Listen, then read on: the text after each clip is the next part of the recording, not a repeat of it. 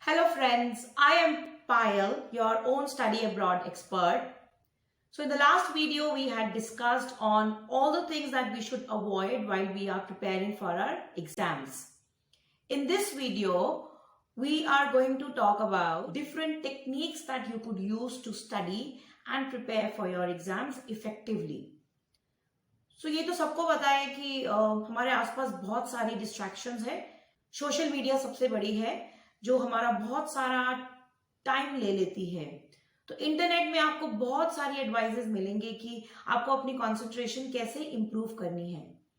But we have to understand one thing that all the ways that we are thinking to apply to improve our concentration may not really go in line with how our brain naturally operates. For example, we zone out and a lot of people really worry about this. या आपने बहुत बार सुना होगा कि कुछ करते करते हम खो गए, तो आपको लगता है आपकी कंसंट्रेशन बहुत कम है इसीलिए आप बीच बीच में खो जाते हैं. But actually, if you know, mind wandering is an important key activity, which is very important, for the system, how our brain normally functions. And a lot of psychologists say that mind wandering is not actually a glitch because it is, very important and you can reap the benefits if you actually, think about various other things. For example, if you're not thinking about work, you're probably planning about some activity that you would do in future, or all of a sudden something would come into your mind which could be a problem to a solution.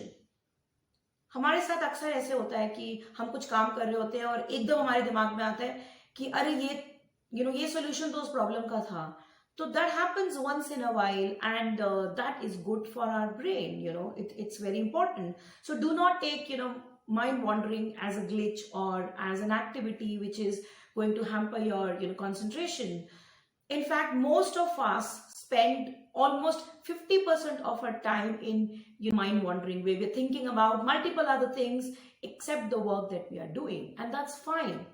So the psychologists at Harvard University have they have categorized mind wandering into two types, which is accidental mind wandering and deliberate mind wandering. So for example, in fact, all the studies, they suggest that a cycle of alertness does not last beyond 90 minutes. So that means after 90 minutes, we need that 50 minutes of break. So you can always do anything that you like. So, you could give yourself, an incentive with probably doing some exercise, or probably you could do some mental mental activity, maybe, solving some problems, and that could really, recharge you. Or probably, you could indulge in some kind of a humorous activity. So a lot of studies have also suggested that a good way to replenish your reserves is humor. So that's one of the reasons why a lot of companies, they want to encourage the playful culture, because that really replenishes your reserves and you can be more productive and you can work effectively. Now let's come back to how to improve our concentration. So all of us know that in our brain we have frontal cortex. So that frontal cortex is a part which resists the distractions that we get. Now let's talk about how to enhance our concentration. Concentration requires a network of brain regions including the frontal cortex, which is responsible for resisting the distractions. As you know, we have a lot of distractions around us. So, and also controlling the natural impulse that we have in ourselves to do something which is more fun rather than doing something which is brainstorming. So keeping this network functioning requires more energy than the group of brain regions which are active when we are not doing anything in particular, when we are not doing anything which is hard, or we are probably not really thinking about anything. So the moment we run out of steam, the mind wandering kicks in. And do not take it as a negative thing. Do not think that your concentration is really bad, that's why your mind wanders here and there.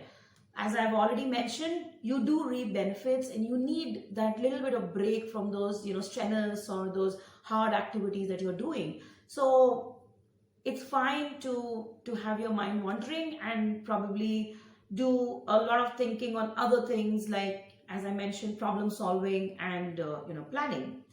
Now let's also talk about one important aspect that would help you improve your concentration a lot, and that would help you understand how to study. That is bite-sized learning. Now what is bite-sized learning? So in the past, what students used to do was take the entire subject at a time and they would learn everything all together. We should divide our entire content into small, digestible chunks. And it's always good to learn the content in small nuggets rather than learning everything at a time. So top important tips for bite-sized learning are: take one subject at a time.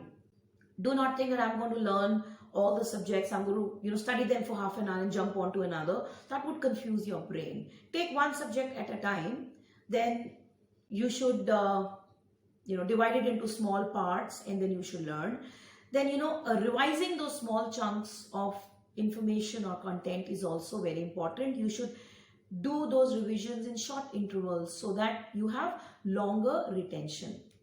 So the most important thing is to create a bite-sized roadmap where you could highlight on all the content that you've learned and all the areas that you need to tackle. So remember, the biggest barrier to learning at work is time. So a lot of time people say, I don't have time, I'm very busy, I cannot take out so much time to do certain activity. So when you divide your content into small chunks, you're able to learn it at your own pace and in bits. So that really helps you to remember things for a longer time. That improves your retention power, that enhances your concentration, and also you can study at your own pace. You can manage your hectic schedules. So in the upcoming videos, we will come across a lot of new techniques of learning as well, and we would definitely touch different areas where the students are facing issues. We would also talk about how parents should be able to cope up with the stress of handling their students. So stay tuned in with us, subscribe to us, like, comment and share this video with all your friends, and we want to be a part of your journey and success. So looking forward to get connected with you with a lot of more impactful and useful content. Thank you.